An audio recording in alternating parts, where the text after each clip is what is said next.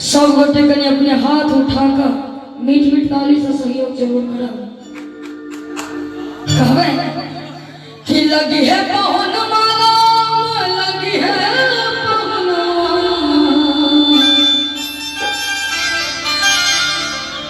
लगी है पवन माला, लगी है पवन माला। और की सिया जी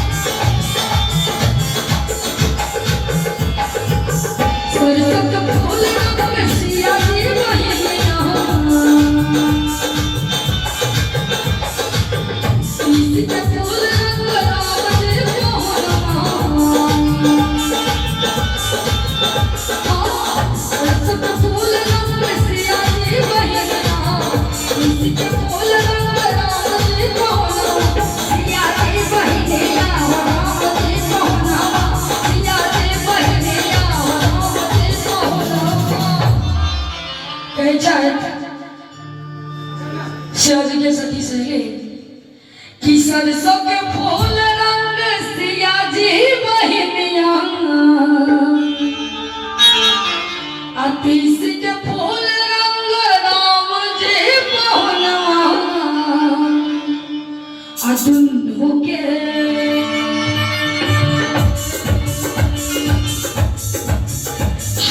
दुन्नु के जोड़ी कमाल हो, राम लगी है पहुनवा, दुन्नु के जोड़ी कमाल हो, राम लगी है पहुनवा, लगी है पहुनवा, लगी है पहुनवा, लगी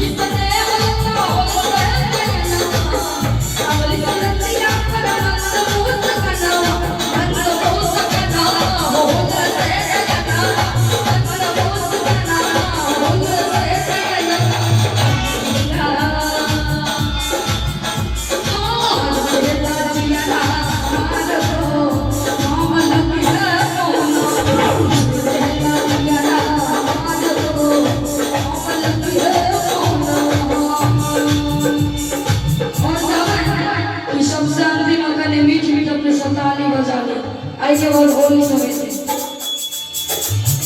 हाँ सिया जी वही